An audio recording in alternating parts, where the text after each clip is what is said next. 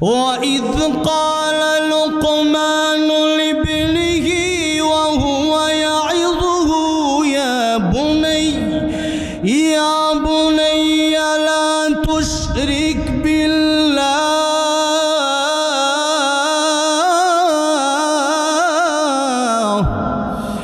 إن الشرك لظلم عظيم.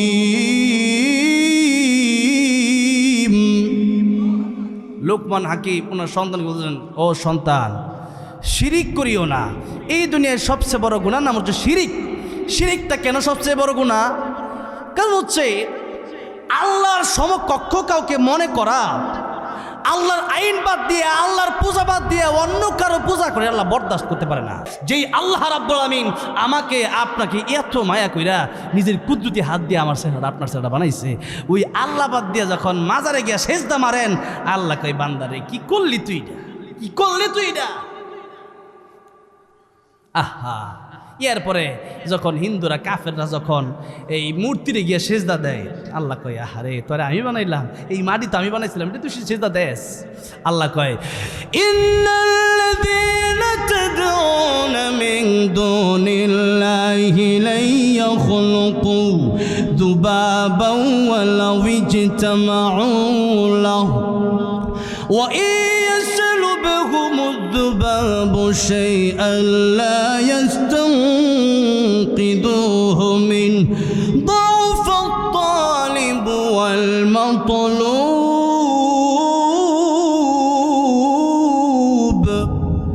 আল্লাহ বলতেছেন, আমি আল্লাহকে বাদ দিয়া দুনিয়ার মানুষ যাদেরকে ডাকে এরা তো এমন দুর্বলের আল্লাহ বলতেছেন দাউফাত তালিব ওয়াল মাতলুব। তালিব মানে যে তলব করে, যে চায়, আর মাতলুব মানে যার কাছে চাওয়া হয়। আল্লাহকে দুইটাই দুর্বল। আমরা দুর্বল কিনা বলেন? এখন যদি রুহু বের হয়ে যায়, এই পৃথিবীর কোনো ডাক্তার, কোনো বিজ্ঞানিকের ক্ষমতা আছে যে রুহুটা আবার ফিরিয়ে দিবে? জোরবান আছে? নাই। তাইলে কোন এমন দুর্বলের দুর্বল আমরা? আল্লাহ কইতেছে খুলিকাল ইনসানু দাইফা, মানুষ বড় দুর্বল। আর দুর্বল করে আল্লাহ বানাইছেন কেন? এই যে একটা মনে করেন যে মাহফিলের প্যান্ডেল, এই প্যান্ডেল যাতে খুঁটি দিছে, এটা কি রড সিমেন্ট দিয়ে দিছে নাকি বাঁশ দিয়ে দিছে? কেন বাঁশ দিয়ে দিছে? কারণ যারা এই প্যান্ডেল বানাইছে তারা জানে যে এই প্যান্ডেল কালকা ভাঙ্গা লাগবে, ঠিক না? ঠিক। তা আল্লাহ লোহা দেয়া বানায় নাই, মনে করেন শক্ত কিরা না যে এক চিরজীবন বেঁচে থাকবো, বিষয়টা এমন নয়। বরং আল্লাহ দুর্বল করে বানিয়েছে। আল্লাহ বলছেন খলিকাল ইনসানু দাইফা, মানুষকে আমি বড় দুর্বল করে বানাইছেন। কারণটা হচ্ছে এই দেহটা পোকামাকড়ে পোকামাকড়ও খাইতে পারে, লাশ জিন্দা থাকলে আল্লাহর ইচ্ছা। এটা পোকামাকড় তো বিভিন্ন সময় কবর খুঁজে দেখা যায় লাশ নাই, হাড্ডি গুড্ডি বাইরে রয়েছে। তাহলে এই দেহটাকে শক্তিশালী করে বানায় কোনো লাভ নাই, কারণ এই দেহ থাকবে, এই দেহ পোকামাকড়ে খাবে। তাহলে কি? তাহলে আল্লাহ কয় ইল্লা মান আতাল্লাহ বিকলবিন সালিম, কলব যদি ভালো হয়, ভিতরের অন্তর যদি তোর ভালো হয়, ও বান্দার এই ভিতরে যদি তাকওয়া থাকে তোর, আমি আল্লাহর কাছে ওই কলব নিয়ে আয়। দেহ ভালো হওয়ার দরকার নাই, আমরা এখন দেহ সাজাই, চেহারাটা মোটামুটি সাবান ছাড়া তো গোসলই হয় না, এরপরে ফেস ওয়াশ, আলট্রাসাউন্ড, কত কিছু দেই আমরা। এই যে দেই, এটা কিন্তু বড় কথা না। হযরতে বেলাল কালো, কিন্তু আল্লাহর কাছে হযরতে বেলাল বড় ভালো। কালো কিন্তু আল্লাহর কাছে বড় কালো, কিন্তু আল্লাহর কাছে বড় ভালো। আল্লাহ রাহমাতুল লিল আলামিন জান্নাতের ভিতরে মেরাজের রজনীতে যখন গেলেন, আল্লাহ নবী কার হাঁটার আওয়াজ শুনতেছেন। আল্লাহ নবী বলেন, জিবরাইল, জান্নাতের ভিতরে আমি আসলাম, কিন্তু আমার আগে কে যেন জান্নাতের ভিতরে হাঁটে, কার টক টক আওয়াজ যেন শোনা যায়। জিবরাইল আমিন বললেন, ইয়া রাসূলুল্লাহ, ইয়া হাবিবাল্লাহ, জান্নাতের ভিতরে আপনি এসেছেন, ঠিক আছে, আপনার সাথে আর আমি ছাড়া আর কেউ হাঁটে না, কিন্তু হযরতে কালো বেলাল জমিনে হাঁটি, দুনিয়ায় তার হাঁটার আওয়াজ আল্লাহ তরি জান্নাতের ভিতরে এসে পৌঁছে যায়। হযরতে কালো বেলাল হাঁটে, আর তার হাঁটার আওয়াজ আল্লাহর তরি জান্নাতের ভিতরে পৌঁছে যায়। তাহলে বলেন হযরতে বেলালের সম্মান কম না বেশি? কিন্তু মানুষটা তো গোলাম, কালো, হাবশি। সেই হযরতে বেলাল রাদিয়াল্লাহু আনহু এত কালো, এরপরও আল্লাহর কাছে মর্যাদা বেশি, এত ভালো। তাহলে চেহারা দিয়ে দাম আছে? লাভ আছে? লাভ নাই। আর আবু লাহাব রে, আবু লাহাব কয় কি লিখে জানেননি? আবু লাহাব মানে লাহাবের বাপ, লাহাব মানে অগ্নিশিখা, অগ্নিশিখা। তো এই যে অগ্নিশিখা, আবু লাহাব এত সুন্দর ছিল, তার চেহারাটা ছিল লাল টকটকে, মানে অনেকে চেহারা সুন্দর, লাল সুন্দর যারা, তা আবু লাহাব ছিল এত সুন্দর, খুবই সুন্দর ছিল আবু লাহাব। এই আবু লাহাব মানে হচ্ছে অগ্নিশিখা, মানে সুন্দরের বাপ কইতো আর কি, এরকম কথা। তো এই হচ্ছে অগ্নিশিখার বাপ, মানে এত সুন্দর ছিল, আগুনের মাথাটা অগ্নিশিখা বলা হয়। আগুনটা তো হলুদ, আগুনটা কি, আর আগুনের উপরে যে থাকে ওইটা হলো একেবারে লাল। আগুনের উপরে যে মাথাটা মোমবাতি যে আগুন ধরে বা উপরে যে একবার হলো অগ্নিশিখা, ওইটা হলো লাল। আবু লাহাব কে বলে তো লাহাবের বাপ, আবুল মানে বাপ। তা আবু লাহাব মানে লাহাবের বাপ, মানে অগ্নিশিখা, মানে সুন্দরের বাপ এক হিসাবে। আবু লাহাব এত সুন্দর ছিল, এত সুন্দর হয়ে গেলে কই গেল, জান্নাতে গেল না জাহান্নামে গেল? কেন? আবু লাহাব সুন্দর হয়ে জাহান্নামে যায়, আর কালো বেলাল কালো হয়ে জান্নাতে যায়। আল্লাহর কাছে মর্যাদা এত বেশি। তাহলে কি চেহারা সুন্দর করে লাভ আছে, না বৃত্তে সুন্দর করতে হইব? আর তো জোরে কম, বৃত্তে সুন্দর করতে হইব।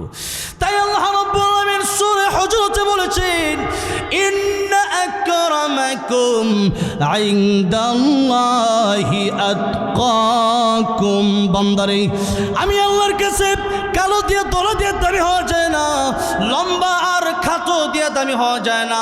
আমি আল্লাহর কাছে মোটার চিকন দিয়ে দামি হওয়া যায় না। আমি আল্লাহর কাছে দুনিয়ার গরিব দিয়ে দামি হওয়া যায় না। আমি আল্লাহর কাছে যদি দামি হতে হয়, ইন্না আকরামাকুম ইনদাল্লাহি আতকাকুম, অন্তরের ভিতরে তাকওয়া ঢোকাও, অন্তরের ভিতরে আল্লাহর ভয় প্রবেশ করাও। ইয়া আইয়ুহাল্লাযীনা আমানুত্তাকুল্লাহা হাক্কা তুকাতিহি, আল্লাহকে ভয় করার মতো ভয় করো। আল্লাহকে যারা ভয় করবে আল্লাহর কাছে তারা সবচেয়ে বেশি দামি। এই জন্যে কারণ হচ্ছে আল্লাহকে যারা ভয় করে জান্নাতের রাস্তা তাদের জন্য সহজ হয়ে যায়। আর আল্লাহ রাব্বুল আলামিনকে ভয় না করলে সে ব্যক্তিকে পুলিশ, র্যাব, আর্মি দিয়েও তাদেরকে সোজা করা যায় না। যেরকম ঠিক না বেটি? কারণ হলো র্যাব, আর্মি, আমাদের সমাজে এমনও আছে যে চুরকে যখন পুলিশে ধরে নিয়ে গেছে তখন চুরি ছিল কিন্তু বাড়ি আবার ডাকাইতে গেছে। কারণ হচ্ছে চুর তো চুরি করতে যদি না, এখন সব পুলিশ তো আর এক সমান না। কিছু পুলিশ আছে তারা মাশাআল্লাহ আলহামদুলিল্লাহ, অনেকেই পুলিশটাও দেখছি যারা জীবনে কোনোদিন ঘুষ খায় না, জীবনে কোনোদিন অবিচার করে না। আবার এমন পুলিশও তো আছে যে পুলিশে টেহার কথা কইলে একটু নরম হয়ে যায়, ইসমা আজম ফেরা যে মাত্র ফু দেয়, আচ্ছা ঠিক আছে বুঝছি, হ্যাঁ। তো যেই মাত্র এই পুলিশ চোরের ধরে নিয়ে গেছে, আমাদের এখন আমি আগে নারায়ণগঞ্জ এক এলাকায় থাকতাম, যতবার জেলা যায় সে আরও কঠিন হয়ে বের হয়। তো এলাকার লোকেরা তার বিরুদ্ধে কিছু করে না, পদক্ষেপ নেয় না।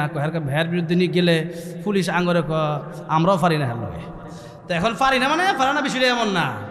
যখন ঠিক মতো যদি দেওয়া হইতো, ধরা হইতো, কোরআন দিয়া যদি বিচারটা করা, মনে করেন কোরআন দিয়া যদি বিচারটা করা হইতো, কি দিয়া? আর টুজরে কর না কি দিয়া? কোরআন দিয়ে যদি বিচারটা করতে, বিচারটা কেমন হইতো?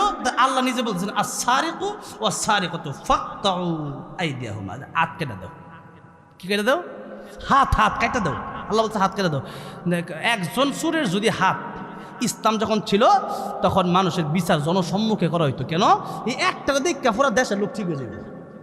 হ্যাঁ, একটাকে যদি বাইতুল মুকাররমের সামনে সময় TV, Jamuna TV, N TV, Bangladesh সবগুলা নিয়ে, পত্র পত্রিকা নিয়ে এবার নিউজ করে, এই সুর এর হাত কেটে দিলাম, একবার এক হাত কাটলাম, আরেকবার করলে আরেকটা হাত কেটে দিলাম। এমনি যদি হাত কেটে দেওয়া হইতো, দেশের সুরেরা যেগুলো চুরি করে এগুলা তারের মতো সোজা হয়ে যেত। বাবা রে বাবা, কি চুরি, হাত দিব কাটা, ভিক্ষা করে খাম, হ্যাঁ, তাহলে চুরি করে খাইতাম না। দেখেন কালকে আসতেছি, কালকে ঢাকা যাচ্ছি, ঢাকা থেকে গাজীপুর আসতেছি, 3টা মোটরসাইকেল, 3টা লোক বসা, আমি দেখে এত কষ্ট লাগছে। আমি গাড়ি চালাচ্ছি, এর সামনে দিয়ে একটা লোক খালি চিল্লাইতেছে, আর আমি একটু সামনে গিয়ে দেখি 3টা লোক মানি ব্যাগে খুঁজতেছে কি নিল আর কি, বিভিন্ন জিনিস দেখতেছে কি আছে। আর ওই লোকটা পাগলের মতো কাঁদতেছে, যাহারে ঢাকা গেছে কোন কাজে, কাগজপত্র, আইডি কার্ড, ভিসা কার্ড, হয়তো কত কার্ড থাকতে পারে, টাকা পয়সা, জরুরি জিনিসপত্র সব যখন নিয়ে গেছে, লোকটা পাগলের মতো দৌড়াইতেছে। হুন্ডা কি ধরতে পারবে? তখন আমরা আমাদের গাড়িটা, আমি ড্রাইভার বললাম টানো, ড্রাইভার তাদের পিছনে টানতেছে, সে আবার আমাদেরকে দেখে ভাবলো যাতে আমরা কি দেখছি কিনা, গাড়ি ঘোরায় গাজীপুরের মুখ থেকে আবার চলে গেল ঢাকার দিকে। আর কে ধরে তারে? আর সাথে পুলিশের গাড়ি দাঁড় করানো, পুলিশ কিচ্ছু কয় না, কি কইতে রে। তো কয় না। তো এখন ওই বিচারটা যদি তার ঠিক মতো পুলিশ যদি তার পিছনে দৌড়ান একটা ধরা দিত, এরপরে যদি তার দাঁড় করে যদি তার হাতটা যদি জনসংখ্যার সঙ্গে কেটে দিত, আল্লাহর যে আইন, কোরআনের যে বিচার, আল্লাহ কই চুরি করে হাত কেটে দেবো। ওইভাবে হাত কাটলে পরে দেখা গেছে ওই হাত কাটার ভয়ে আর চুরি করতে হবে, ঠিক না বেটি? তো এখন কেন করে? এখন করে যে আর চুরি করলে এই দেশে সবচেয়ে জেল কম হইলো সুরের দেশ জেল হলো 2 দিন 3 দিন, একদিন পরেও বাইরে চিন্তা করে এইটা রাইটটা কি করবো মানে হাতটা যদি কেটে দেওয়া হইতো তাহলে আর জীবনে চুরি করতে পারতো। কি দা চুরি করবো? আতিথ্য নাই, চুরি করবো কি দার থাবা মেরা নিতে কালকে নিচে এই নেওয়া নিতে পারতো না, হাত নাই। দেখেন এই যদি হয় অবস্থা, তাহলে আল্লাহর কোরআনের বিচার ব্যবস্থা দরকার আছে না নাই? আল্লাহ কবুল করেন যেরকম আমিন। ভাইরা আমার, বাবাজিরা আমার, যেই কথা বলতেছিলাম, আল্লাহর দুনিয়ায় আল্লাহর বিচার কায়েম করার জন্য আমাদের চেষ্টা ঐক্যবদ্ধ হতে হবে, ঠিক না ঠিক জোরে কোন। এবার আসুন, শিরিক মুক্ত ঈমান আমাদের লাগবে, তাহলে আল্লাহকে তোমাদের সাথে আমি জান্নাতে দেখা দেব। এবার আল্লাহ রাব্বুল আমিন বলতেছেন, ও দুনিয়ার মানুষেরা, তোমরা আমি আল্লাহ তোমাদের সাথে দেখা যে করবো, তোমাকে সালাম দেবো, কোরআন তেলাওয়াত শোনাবো, ওইটা জান্নাতে আসলে পরে। আর আল্লাহ রাব্বুল আমিন জান্নাতে যাওয়ার পরে সূরা রহমানটা তিলাওয়াত করে শোনাবেন। আর জান্নাতীদেরকে আল্লাহ রাব্বুল আমিন যখন জিজ্ঞাসা করেন, ও জান্নাতীরা তোমাদের আর কি কি বাকি আছে, তখন উলামায়ে কেরাম, আল্লাহর ওলিরা তখন বলল, আল্লাহ জান্নাত ও দোজখ সে ইয়া রব্বি ক্যা করো আরজু হ্যায় মে তুঝসে দেখো। আল্লাহ জান্নাতে আইসা বাড়ি পাইছি, গাড়ি পাইছি, আল্লাহ নারী পাইছি, এটা দুনিয়া তো ছিল। রাতের বেলা তাহাজ্জুদ পড়ছিলাম, ঠান্ডা পানি দিয়ে ওযু বানাইছিলাম, জান্নাত পাওয়ার জন্য নাই, শুধু আল্লাহ তোমার প্রেমে পইরা তাহাজ্জুদ পড়ছিলাম, তোমারে পাওয়ার জন্য। যখন আল্লাহু আকবার, আল্লাহ তোমার দেখতেছে, আল্লাহকে এবার আমি তোমাদেরকে দেখা দিব দারুস সালাম যে জান্নাতটা আছে, ওই জান্নাতে আল্লাহ কোরআনের একটা মাহফিল করবেন, যেরকম সুবহানাল্লাহ। সূরা রহমান আল্লাহ জান্নাত তেলাওয়াত করবে দারুস সালামে। দাউদ আলাইহিস সালাম বিশেষ থাকবে, এটা অনেক লম্বা ঘটনা, সেদিকে যাবো না আজকে, একটু মূল কথাগুলো ঢুকে যাবো, অনেক সময় চলে যাচ্ছে, কারণ কথা কইতে মজা লাগতেছে আর কি, কথাটা বোঝেন নাই। এই যে ওয়াজ করবে আমি জানি না, কুইতে যে বাড়িতেছে আমি এটা আল্লাহ জানে না। আল্লাহ আমি মাহফিলে উঠার আগে উজু কইরা উঠি, তার কারণে আমি যদি মনে করেন মুতালা যদি মানে ফইরা যদি আই 2 ঘন্টার পর আমার মুখ দা আল্লাহ বাইর করে দেবে, মানে হার রাত মনে ওয়াজ করলো শেষ হইতো না, আল্লাহ এমনি বাইর করে দেবে, যেরকম সুবহানাল্লাহ। উজু কইরা আই তো আল্লাহ বরকত দিয়ে দেয়। এবার আসুন, মানে বক্তারা ও যারা উজু করে উঠে খুব বরকত হয় কথা কইলে, অনেকে আছে উজু ছাড়াই ওয়াজ করে, এমন বক্তা আছে উজু নাই, গোসল নাই, ওয়াজ করতেছে, এইটা আবার পছন্দ না। কিন্তু যাই হোক, সামনের দিকে যাই, জান্নাতে যাওয়ার পরে আল্লাহর দিদার আমরা চাই কি চাই না? জোরে কোন চাই কি চাই না? কেমনে আল্লাহর দিদার চাই? নামাজ না পড়িয়া, মিথ্যা কথা কইয়া, গিবত কইয়া, অন্যের জমি মেরে খাইয়া, মানুষের গালি দিয়া, এই কেমনে? কোরআন হাদিস, কোরআন সুন্নাহ মাইনা, জোরে কোন ঠিক না ঠিক? আল্লাহ সেই জান্নাতে আমাদের একটু জায়গা করে দিও, জোরে কোন আমিন। এবার আসুন, জান্নাতের ভিতরে আল্লাহ রাব্বুল আমিন কোরআনের মাহফিল আয়োজন করবেন। দাউদ আলাইহিস সালাম থাকবেন বিশেষ অতিথি, প্রধান অতিথি থাকবেন রাহমাতুল লিল আলামিন নবী, আর আল্লাহ নিজে থাকবেন সভাপতি। আল্লাহু আকবার। আল্লাহ রাব্বুল আমিন নিজে সভাপতি থাকবেন। দাউদ আলাইহিস সালাম কোরআন থেকে তেলাওয়াত করবেন, আল্লাহর নবী বিশ্ব নবী রাহমাতুল লিল আলামিন কোরআন থেকে তেলাওয়াত করবেন। শত শত বছর চলে যাবে, যেরকম সুবহানাল্লাহ। অনেক লম্বা ঘটনা, ঘটনা লম্বা করবো না, 2-1 মিনিট শেষ করে আসুন আসল কথায় যাই। মাদ্রাসা শিক্ষা নিয়ে আওয়াজ করবো, মাদ্রাসার মাহফিল, মাদ্রাসার কথা কওয়ার দরকার। এবার আসেন, আল্লাহ বলবেন, ও জান্নাতীরা, আরো মজার তেলাওয়াত কি তোমরা শুনতে চাও? জান্নাতীরা, আল্লাহ আরো মজা আছে। আল্লাহ কয়, যাদের তেলাওয়াত শুনছো, এই কণ্ঠ, এই সুর, এই নিয়ামত আমি আলাদান করছি। আহা, কারি আব্দুল বাসিতের কণ্ঠ শুনে পাগল হয়ে গেছো, কারি আব্দুল সামাদের কণ্ঠ শুনে পাগল হয়ে গেছো। এবার কারি আব্দুল বাসিত রহমতুল্লাহ, ওনার তেলাওয়াত তো এখন ইউটিউবে আছে না? কারি আব্দুল বাসিত রহমতুল্লাহ তেলাওয়াত করলে খ্রিস্টানরা কালিমা পড়ে মুসলমান হয়ে যেতেন। সেই কারি আব্দুল বাসিত রহমতুল্লাহ তেলাওয়াত শুনছো, আর কারি আব্দুল সামাদের কণ্ঠে তেলাওয়াত শুনছো, আমার দাউদের কণ্ঠে তেলাওয়াত শুনছো, আমার নবীর কণ্ঠে তেলাওয়াত শুনছো। আজকে আমি আল্লাহ নিজে তোমাদেরকে তেলাওয়াত করে শোনাবো, জোরে কোন সুবহানাল্লাহ। আল্লাহ রাব্বুল আমিন সেই দিন জান্নাতের ভিতরে সূরা রহমান তেলাওয়াত করে শোনাবেন। তাহলে এই সূরার মর্যাদা, ফজিলত জুড়ে বলেন আছে না না? যেই সূরা জান্নাতের ভিতরে আল্লাহ বলেন, আনার রহমান, রহমান করুণাময়, দয়াময়, কে? আনা, আমি, জোরে কোন সুবহানাল্লাহ। আল্লাহ আমি সেই দয়াময়, খালি শুনছো আর রহমান, দেখো আমি আল্লাহ, জোরে কোন সুবহানাল্লাহ। আল্লাহ রাব্বুল আলামিন দেখা দিবেন। এই সূরা সেই সূরা। এবার আল্লাহ বলতেছেন এই সূরার ভিতরে যে আয়াতগুলো আছে সবচেয়ে বেশি যে আয়াত কোন আয়াত? হ্যাঁ, তো জোরে কোন না। فبأي آلاء ربكما تكذبان।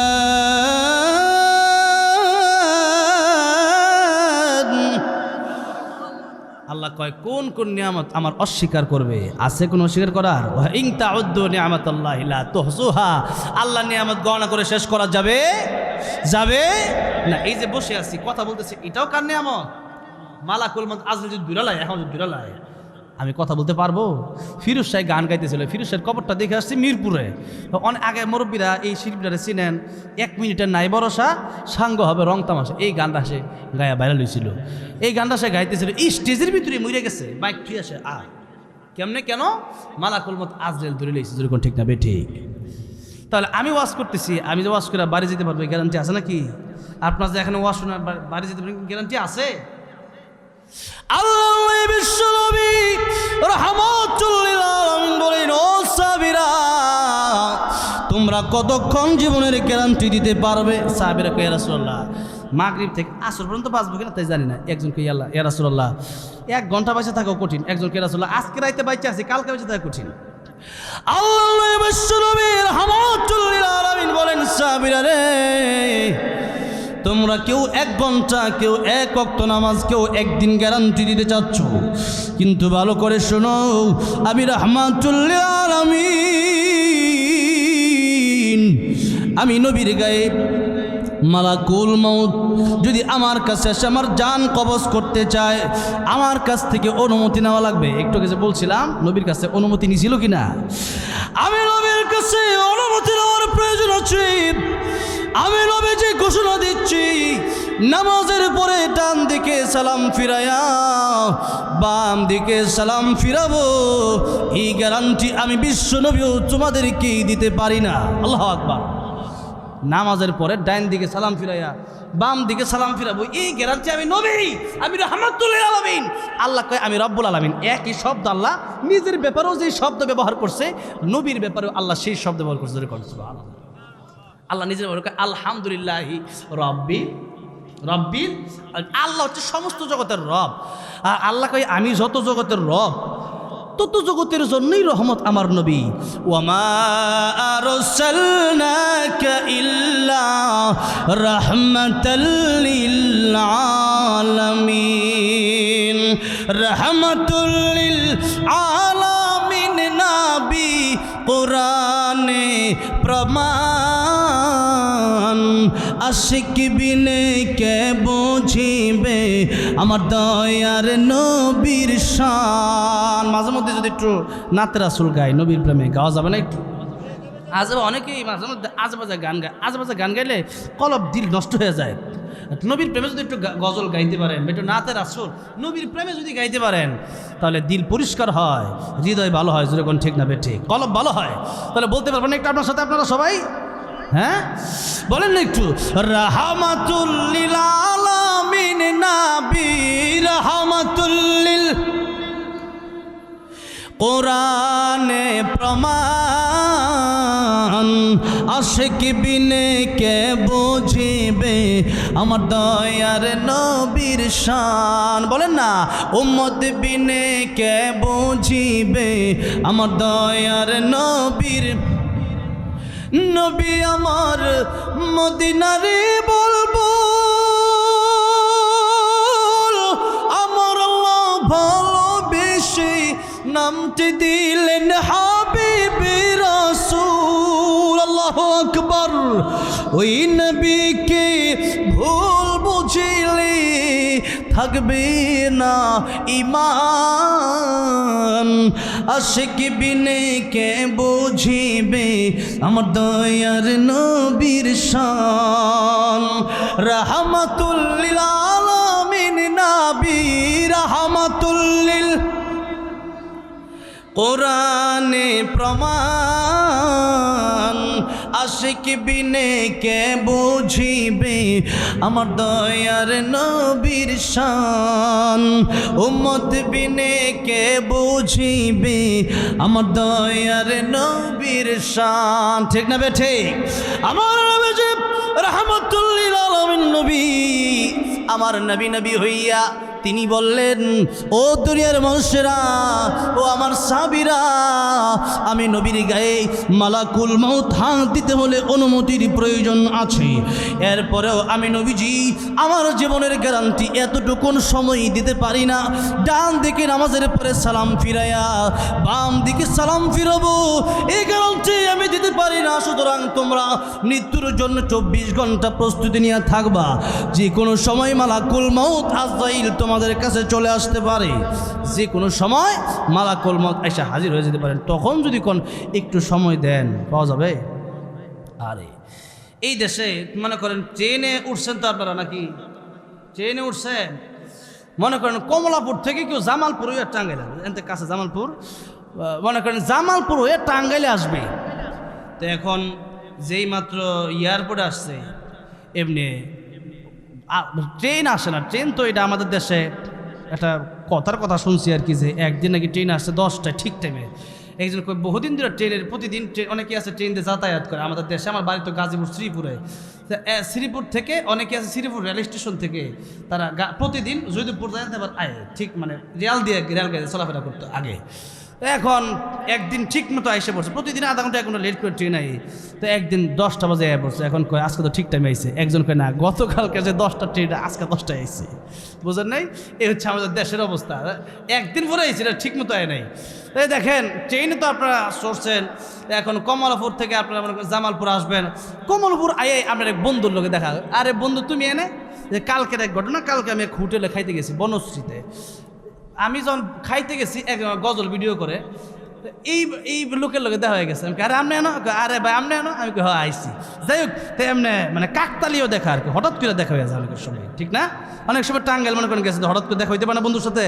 তো কমলাপুর গেছেন, এত দূরে ঢাকা গেছেন, তা আসবেন, আপনার বন্ধুর সাথে দেখা হয়ে গেছে। বন্ধু কারে বন্ধু আপনার না, হ্যাঁ আমি তো আইসি। কই যাবে? জামালপুর যাবো। যাক ভালো হয়েছে, তুমি জামালপুর যাইবা, ট্রেন আয় নাই? ট্রেন তো আইতেছে, আধা ঘন্টা লেট হয়েছে। বুঝছি, আরও দেরি ভাই, ল একটু ঘুরাই। কই যাবো? কই ল একটু যাত্রাবাড়ির দিকে যাই গিয়া। কমলা ল একটু সায়দাবাদ জায়গা, ঢাকার জায়গার নাম কিতেছে আর কি, এই কাছে যে জায়গাগুলো আছে, একটু সায়দাবাদ গিয়ে টার্মিনালও যাইয়া ল একটা ভালো কাচ্চি বিরিয়ানির দোকান আছে, খাই গিয়া। হ্যাঁ চিন্তা করছে কমলাপুর যেহেতু কী করবো, একজনের চিন্তা করছে টিকিট তো কাটছি, ব্লগে একটা ব্যাগ লয়ে যাইতে গেছে আর কি, ওই জন্য কাপড় চাপড় লয়ে গেছে।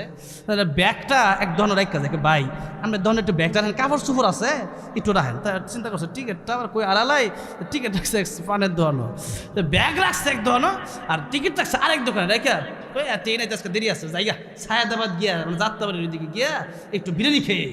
যেই মাত্র বিরিয়ানি খাইতে গেছে, এমনি মনে করেন ট্রেনের মানে আওয়াজটা তো অনেক দূরে যায় ট্রেনে, ঠিক না? ট্রেনের আওয়াজটা অনেক দূরে যায়, ট্রেনের আওয়াজটা কানে আয় পড়ছে। তো সে ভাবছে যে মনে হয়, সে বুঝতে পারছে যে মনে হয় ট্রেনটা আইছে। এখন যেই মাত্র সে হুইসেল হরেন শুনছে ট্রেনের, এমনি সে পাগল পাড়া দিশে রয়ে গেছে। আরে গাফলতি করে লাগছে, মানে কে লেগে কমলাপুর ট্রেন আমার লাগে বিরিয়ানি খাইবার লেগে, আমার ট্রেন তো লাগে 2 ঘন্টা আগে বই রয়েছে কমলাপুর, এখন তো ট্রেন এসে পড়ছে। গাফলতি করে সায়দাবাদ দিয়েছি, বিরিয়ানি খাইতাম। এখন তো দেখা যায় ট্রেন আয়া পড়ছে। এখন চিন্তা করে আমি কই, টিকিট কই, ব্যাগ কই, ট্রেন কই, এক একটাই এক এক জায়গায়, এগুলা গোছাইতে গেলে ট্রেন যাইব গাজরে কোন, ঠিক না বে ঠিক?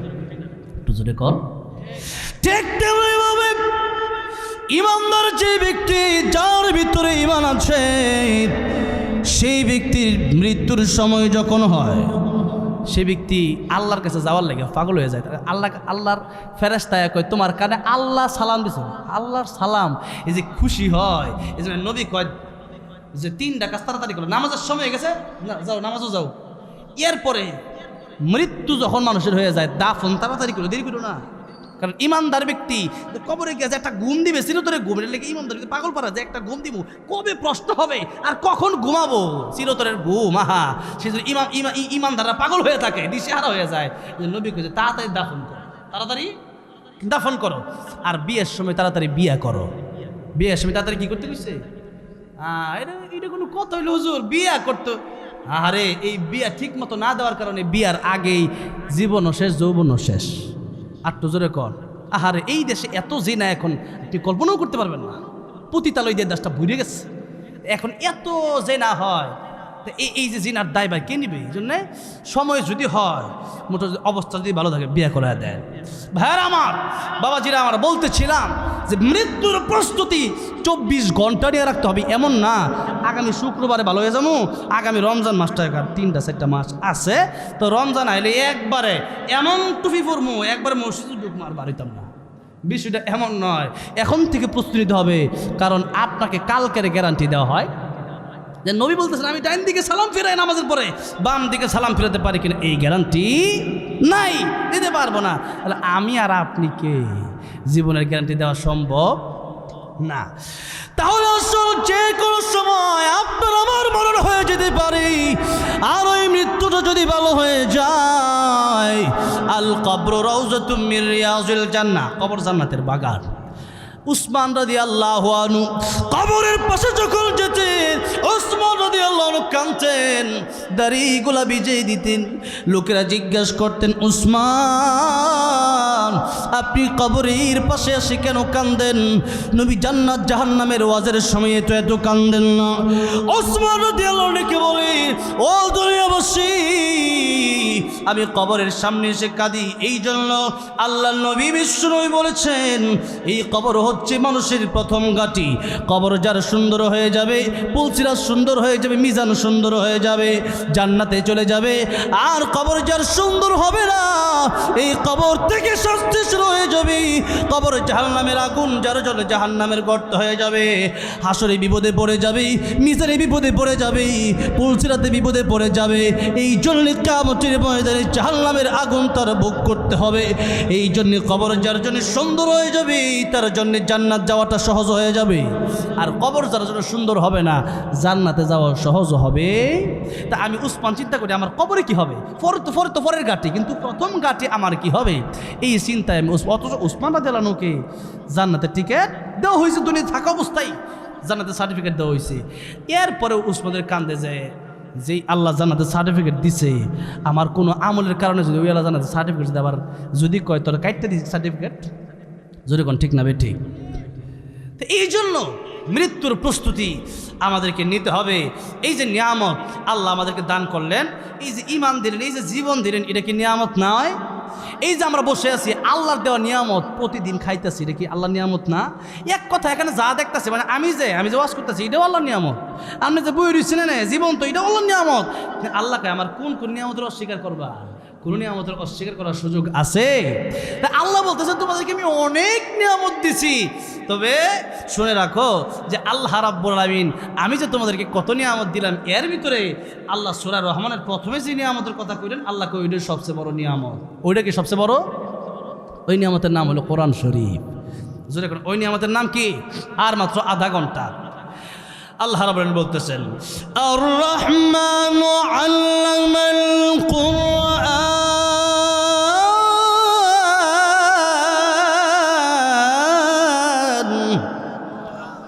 আল্লাহ কয় রহমান তিনি, দয়াময় তিনি, কোরআন শিখালেন যিনি, কোরআন শিখালেন যিনি, মানুষ বানালেন তিনি। খলাকল ইনসান, আল্লাহ বলেন আল্লামাল কোরআন খলাকল ইনসান। আল্লাহ কয় আমি আল্লাহ দয়াময়, আমি আল্লাহ কোরআন শিখাইলাম, আমি আল্লাহ মানুষ বানাইলাম। এবার আল্লাহ কয় যে আমি আল্লাহর রহমান তো ঠিক আছে, সবচেয়ে বড় তোমাদের উপর দয়াটা করছি আমি আল্লাহ দয়াময়। কি দয়াটা করছি তোমাদের উপর? যত দয়া করছি সবচেয়ে বড় দয়ার নাম হচ্ছে আল্লামাল কোরআন। তোমাদেরকে কোরআনটা দিলাম, এই কোরআনের কারণে ফামান যুহজিহা আনিন নার, জাহান্নাম থেকে বাঁচতে পারবা। ওয়া উদখিলাল জান্নাতা কিতাবুন আনজালনাহু ইলাইকা লিতুখরিজান নাসা মিনাজ যুলুমাতি ইলান নূর। তোমরা অন্ধকারের পথ থেকে বের হইয়া তোমরা আলোর পথ পাবা, তোমরা জাহান্নাম থেকে বের হইয়া জান্নাতে যেতে পারবা। আর আল্লাহ কয় ফামান যুহজিহা আনিন নার ওয়া উদখিলাল জান্নাতা ফাকাদ ফাজ। যদি জাহান্নাম থেকে বাঁচতে পারে কেউ আর জান্নাতে প্রবেশ করতে পারে, এর মতো সফল কাম আর কেউ নাই। জোরে কোন সুবহানাল্লাহ। এখন বাড়ি গাড়ি নারী, আল্লাহ কয় আল্লাহ এখন এই কথা বললে অনেকে প্রশ্ন করতে দুনিয়াটা তাহলে কি? না, আল্লাহ আবার এই আয়াতের এক আয়াতের ভিতরেই আল্লাহ দুনিয়ার কথা উল্লেখ করে বলতেছেন, ওয়ামাল হায়াতুদ দুনিয়া ইল্লা ইল্লা মাতাউল গুরুর।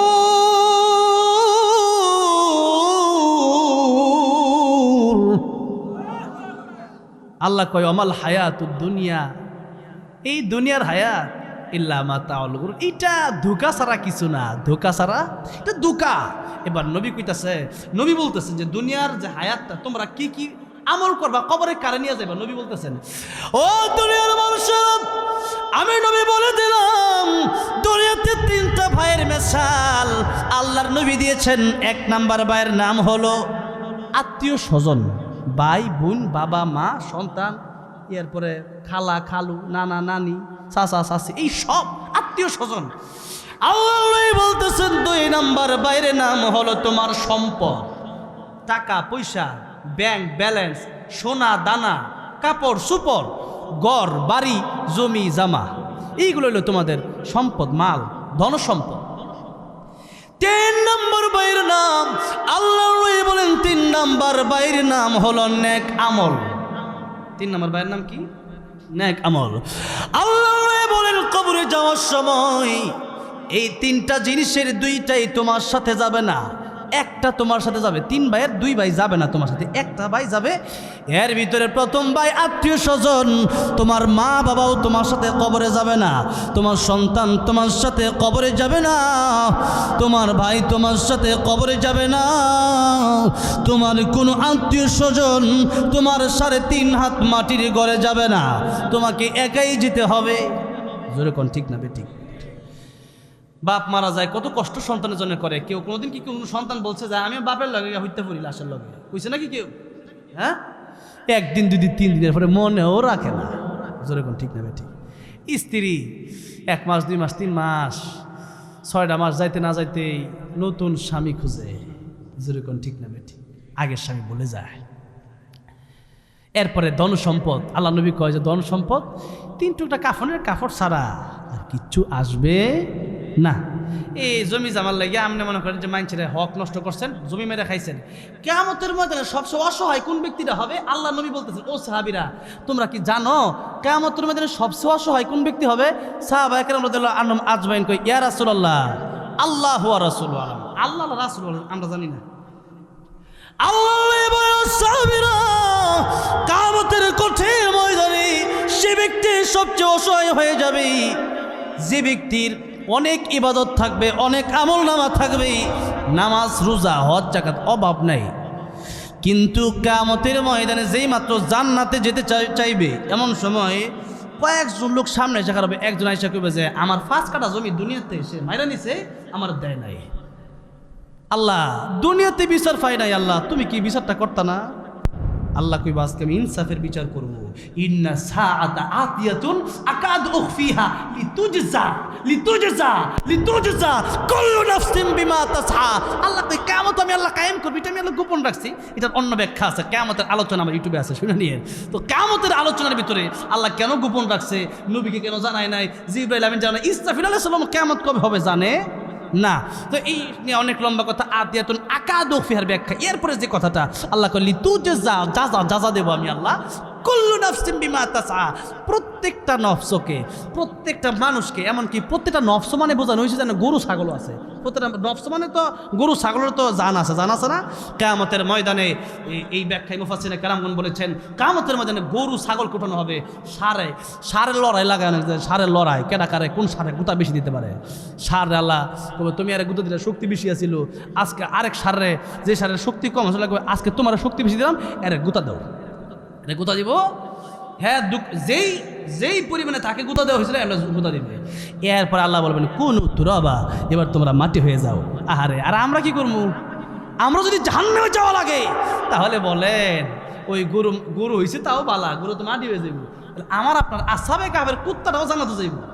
আর আমি আপনি মানুষ হয়ে যদি জাহান্নামে যাওয়া লাগে, আল্লাহ কই কাল আমি বালহুমা দর, তুই কুত্তার চেয়ে খারাপ।